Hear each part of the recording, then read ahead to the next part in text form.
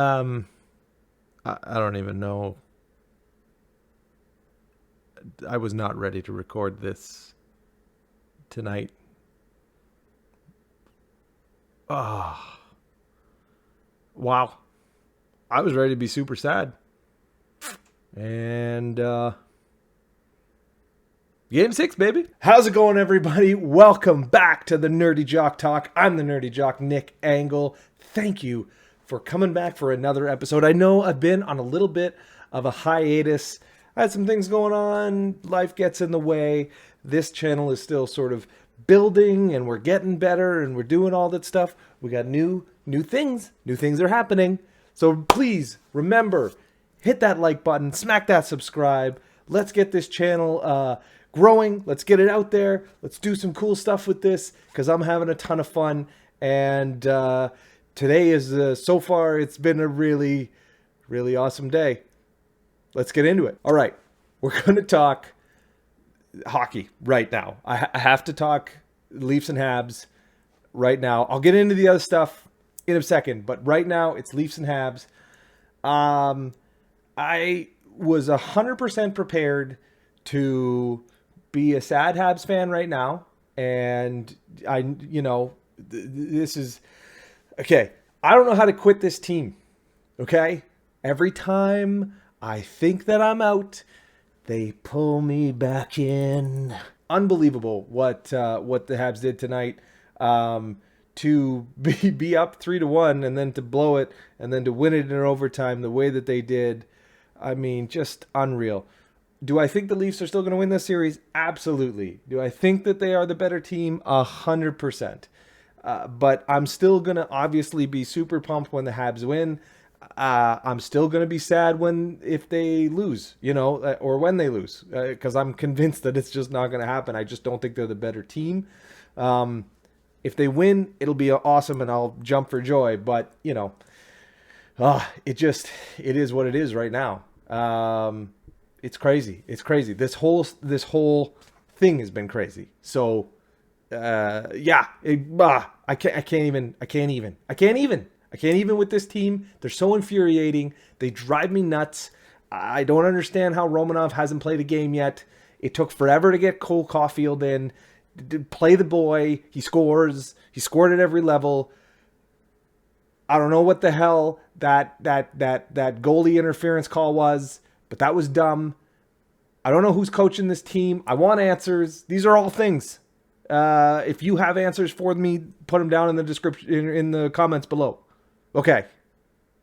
Moving on to the rest of the league. All right. So now that I've gotten that out of the way, let's talk a little bit about what's happened so far. The East has wrapped itself up. Boston and Washington. Yes, I picked Washington. No, I'm not surprised that Boston won that. Those two teams, like I said, were neck and neck all year. Couple of overtime games. It's a coin flip. It went to Boston. I think Boston had the better goaltending. I think they just got a little bit more, out of their players. And so full credit to Boston for winning that series. What are you even going to say? Like, am I surprised? No. I think Boston's a good team. They've shown it all year. So full credit to them. As far as Pittsburgh and the Islanders go, I'm sorry, but Pittsburgh's the better team out of those two. And I know there's going to be some Islanders fans out there that are going to be upset with that take, but Pittsburgh's the better team. They just had absolutely awful goaltending that entire series. And it shot them in the foot. There's no other way to describe it. They got let down from the guy between the pipes. And when they needed him to make a save, he couldn't do it. So full credit to the Islanders. I don't think they're beating Boston, though. I think they're going to run into a team that A, can score like the Penguins can, and B, has a better goaltender. Now, if the Islanders can score and get on the board and be consistent with that, maybe they can shut Boston down, but you got to give Boston the edge in that series. How can you not? Okay, let's go to the serious elephant in the room: the Oilers, and the Winnipeg Jets. I had the Oilers absolutely throttling the Jets in in that series, and that didn't happen at all. Like they the Oilers get swept. Are you kidding? Against a team whose back end I don't trust as far as I can throw them. Uh, I mean, in a goaltender who looked like just trash all year, all of a sudden he's what? He's a bloody Vezina contender. I mean, okay, overtime games, yes, 100%. Like I said before, they can be a coin flip, but man, you got Draisaitl and you got Connor McDavid. Now, this goes back to the fact that the Oilers did not get really any production from anybody else. I mean, they need, if you're going to win in the Stanley Cup playoffs, you need production from your depth. And the Oilers don't get that, nor are they getting it. I mean, in the final game, Darnell Nurse played 63 minutes, 64 minutes. I mean, you can't, man, that's, that guy's a warrior. But you can't have that. There's no way. You got to have some guys who can play along with them. Now, this even goes back even further to what I've said. While I think that Connor McDavid plays on another level, plays on a different plane of existence to every other player in the league, you have to say that he's got to wear this a little bit. I mean, he needs to be better. And when you put up the kind of season that he did and then don't produce in the playoffs, I get that guys are going to be harder on you. I get that but you're Connor McDavid. Like, get it done. And yes, obviously a little bit better in that fourth game, but like too little too late. And again, goaltending. Like, Smith needed to make some saves there and didn't. You can't lay it all on him, but you can lay some of that there. And yeah, it is what it is. Jets are going to move on. All right, last but not least, this Lightnings and Panthers. And yes, I had the Panthers winning this. And I think I had some reasonable, points in terms of the Panthers being, a motivated team, but they were playing good hockey. And I think they were actually, in large stretches, the better team in that series. Obviously, Vasilevsky is a great goaltender and held the Lightning in there. And as far as the Panthers go, they had a bloody carousel of guys playing in net. Eventually, Knight goes in, who's never played a playoff game. I don't even, did he even play an NHL game? I mean, this is like, they just threw him in there. And now he played great, and he held them in there for, one game, and then got kind of banged around the next game. But, man, it just goes to show you, like, you better have somebody, like, that's, how many series, what's that, like 3 series, basically, where if your goaltender's not good enough, you're not going anywhere. So, Canes win, and they're going to play the Lightning. Ooh, that's tough. Yeah,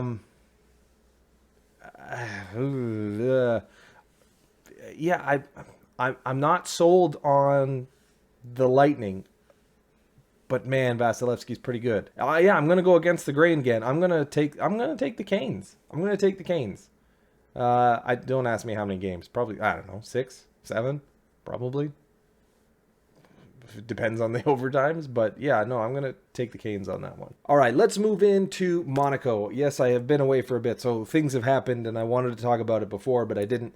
Monaco this past weekend was phenomenal to watch. Now, if you haven't watched F1, especially in Monaco, it's a great race to watch because it's an iconic race, but it's a great race to watch because the qualifying is so important in Monaco.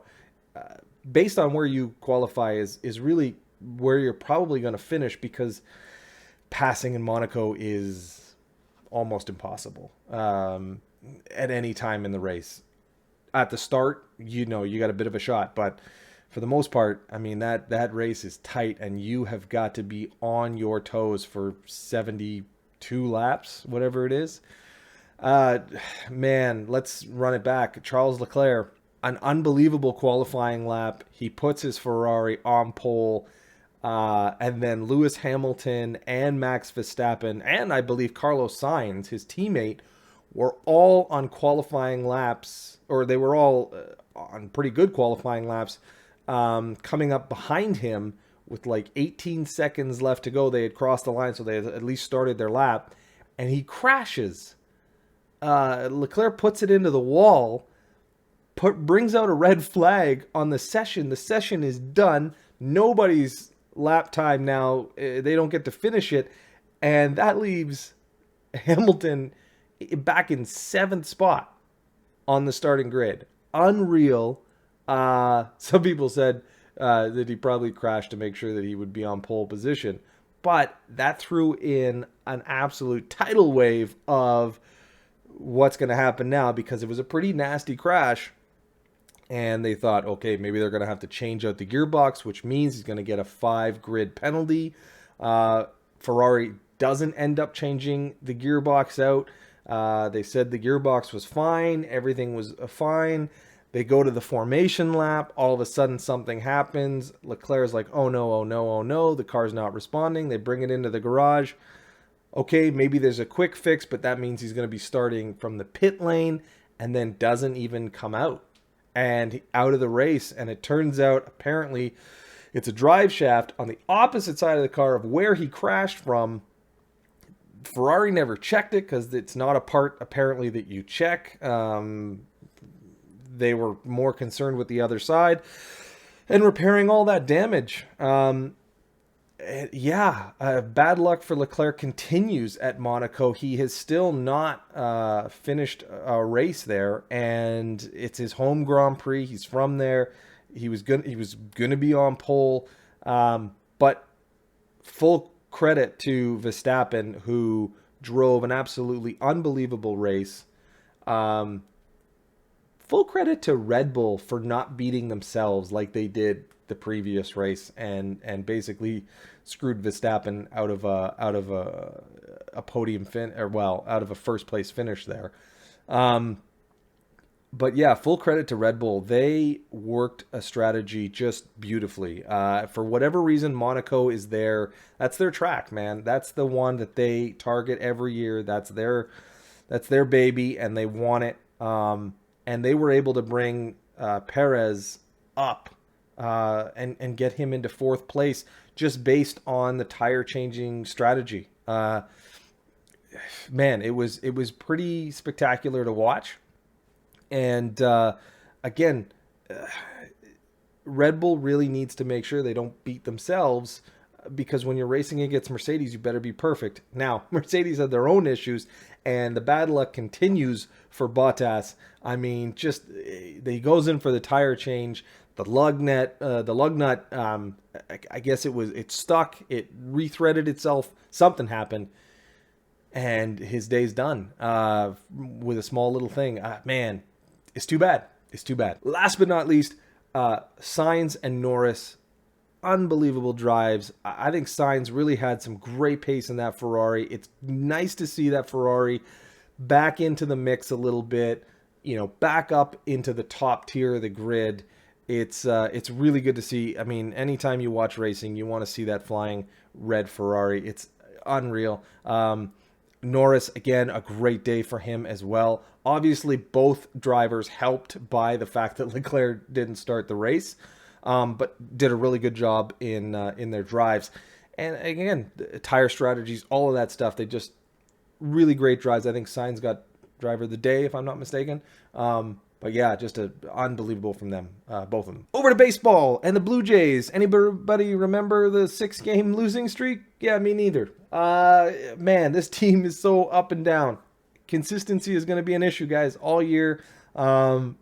because pitching for them is crazy. They got a doubleheader with the Yankees today, and man, they're back at it. They're swinging the sticks, but honestly, like, to hell with the Tampa Bay Rays. I don't know what it is. It doesn't matter who's on that team. It doesn't matter who's on the Jays. The Tampa Bay Rays are just kryptonite to the Toronto Blue Jays. I don't get it. I don't understand it. Every time we play them, it's bad. And I really would like to just get them out of there. Send them somewhere else. The Tampa Bay franchise is failing. Let's just get them elsewhere. Just move the bloody franchise. And no, you do not get to share time in Montreal. That's just horsemonger. Okay? That's what that is. Don't, just because your fans aren't showing up doesn't mean you get to bring it north of the border and take our fans too. That's no. It shouldn't happen. Sticking with baseball, this play that I saw today with the Cubs and Javier Baez, this is not Baez magician, okay? Baez hits it on the ground to third. Gonzalez. This is so good. Oh my goodness! Wow! You gotta be kidding me! You've gotta be kidding me! They stole a run! You have gotta be kidding me! Javi Baez. Keep going! Go! You're invisible! El Mago indeed. That is unbelievable. That is incredible. Yeah, that is not somehow Baez manufacturing something. That is a Pittsburgh Pirates first baseman with 2 outs being so stupid not to step on the bag and literally end the inning, but instead chase somebody back to home plate who is literally a force out, and you chase them back to home plate.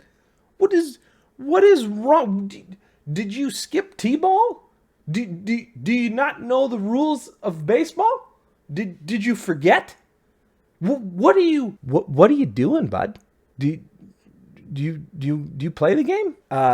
Yeah, I'm not giving credit to morons' mistake on Pittsburgh. Can't do it. Not giving Baez credit. No. Won't do it. Don't care. All right. Let's get out of the sports world. Let's move in to the world of comic books and nerdy, fun stuff, because sports sometimes stresses me out. Marvel has released the trailer for The Eternals, and God, I wish I knew more about The Eternals. Yeah, it was not a comic book that I read a bunch of. I will certainly dive into it before the movie comes out. Obviously, it's a great cast. It looks cool. I am intrigued into the story. But yeah, it's not something that really registered on my radar when I was reading comic books. But I'm glad they made the story. I'm glad they are looking at comics that maybe didn't get a lot of play. Like, for instance, the Guardians of the Galaxy. That was one that sort of, it kind of came out of nowhere too, but looks pretty cool. And if you haven't seen it, definitely check it out. In other Marvel news, if you haven't checked this one out, Sony Marvel, they're doing a Spider-Man spin-off with Kraven the Hunter. And guess who's playing Kraven? Aaron Taylor Johnson? Wait, what? Yeah, Aaron Taylor Johnson, the same guy who played Quicksilver in the Avengers movie, the whole twins thing. What is with Marvel or Sony? Why? He's already a character. Like, why are you casting him again? You know there are other actors in existence that can. Okay. Let's be honest. I like him as an actor. I was a big fan of him in Outlaw King when he played an ancestor of mine called the Black Douglas, who's an absolute lunatic, which makes sense for me and the rest of my family. But yeah, it's a weird thing. It's weird that you would have him in one role and then you cast him. Now, I get that it's Sony Marvel, so they can kind of get away with it. And the same thing with, Captain America and the fact that he was the Human Torch before that in the Fantastic Four movie and all of that hoopla. I don't know. It should be interesting. I like the idea of Kraven the Hunter coming into the universe.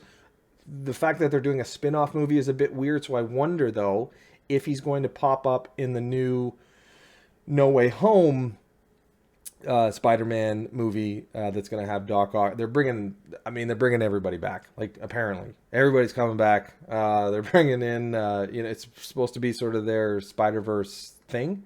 So, it should be really cool. I wonder if he's going to pop up there. Now, they did say that Spider-Man's going to pop up in his movie, so I don't know. Maybe that'll be it, but it's really cool. Speaking of Marvel and comic books, I really want to talk about Marvel versus DC.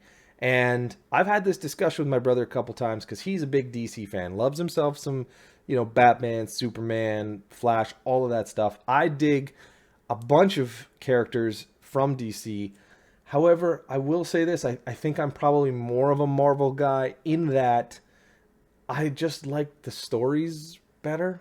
It just felt more real. It felt more human. It looked like they delved into a lot of interesting topics. I know with, Iron Man, it was like the first time I'd ever seen like a character drinking and being an alcoholic and having flaws and all of that stuff. They seem to humanize their characters a little bit more. I will say this, DC does cartoon movies really well. Like, really well. Every time they come out with like a, Justice League or Justice League Dark or all of that stuff, man, I'm all over it. I love that thing. It's great, and they do such a great job. I just wish they had taken that and applied it to the actual, big budget movies as well. Now, with the Snyder Cut coming out, I sat down, I watched it, quite the epic. It was good. It made the movie make a little bit more sense, but I guess I see where he was going. He was trying to build a universe similar to what they had already done in Marvel, but I guess the executives had got their hands on it too much because they're so all over the place with these DC movies. It kind of drives you nuts, and I guess Marvel has kind of taken over in terms of the movie aspect. If you go back to the comic books, though, I'd like to know, and you guys, please drop a comment below. Like, are you a DC guy? Are you a Marvel guy? Do you like both? What is it about it that, has that you taking one over the other? Is it a Star Trek, Star Wars thing for you? I don't know. You guys let me know, please. Speaking of Star Wars, a fun little thing happened today. J.J. Abrams confessed that it probably would have been better if they had a real plan going into the last 3 Star Wars movies. I'm sorry, what? Yeah, he said it would be better if they actually had a plan. Yeah, you're dealing with one of the biggest franchises in the world. What do you mean you didn't have a friggin' plan? Okay, now the movies make sense that you didn't have a plan. Now I get it. I understand why they're as terrible as they are, the last 3 movies, because you didn't have a plan. Who okayed that? Who went, yeah, this is fine. We'll just wing it. We'll just wing it in Star Wars. Oh my God. This makes me as stressed out as, like, sports does. All right, guys, speaking of Star Wars, it's the game of the week. It's the game of the week, folks. The game this week, like I said, speaking of Star Wars, is Outer Rim. Outer Rim, if you were a Star Wars fan, you definitely got to check this game out. I love it. I've only played it twice, and I'm a huge fan. It's a game where basically you take on one of the factions that are in the Star Wars universe. There's the Syndicate, there's the Hutts, there's the Imperials, and then there's the Rebels. You can be a multitude of different characters. You can be Han Solo. You can be a bunch of people, and you can be Boba Fett if you really want to. And you can buy ship. You start with like little ships. You can buy the bigger ships. You can buy the iconic ships, and you're traveling around the galaxy in the Outer Rim. There's bounties that you can take on. There's all kinds of stuff, and you're basically trying to gain notoriety. And it's a points-based system, so like victory points, if that makes any sense to anybody. It's such a fun game. I love it. It's got a multitude of different ways you can play the game. There's really no cut and fast, easy way to go around. And each character gives you a little bit of something. They come with different powers. You run into some ships of different factions, and if you have a lot of clout with that faction, then it doesn't matter. If you don't have a lot of clout with that faction, it can be a problem for you. There's different planets that you can go to. Like I said, there's bounties you can take on. There's all kinds of stuff you can do. Supply runs, crazy stuff, supply runs, smuggling runs. It's just a great game, and like I said, if you like Star Wars, check it out. It goes pretty quick as well. It's not like a game that takes forever. But yeah, it's so fun. And if my friends didn't already own it, I'd probably have it in my house because I would want to play it more. Yeah. I might buy it. I don't know. We'll see. Last but not least, guys, I do want to announce I've finally figured it out. The technical difficulties are out of the way. I am going to do a game series. I'm playing a game right now. I'm going to do a series on it. I'm filming it as we go, kind of thing, and I'm going to sort of release it in little stages. It's a great game. I'll introduce it all when I actually upload the video. But I hope you guys stick around for that. Other than that, guys, thank you again for sticking around, for coming and watching this little show that could. Again, remember, hit that like button, smack that subscribe. Do me a favor. We're just trying to grow the channel. We're trying to get it out there. But always remember, guys, it's always game time. Let's go, baby!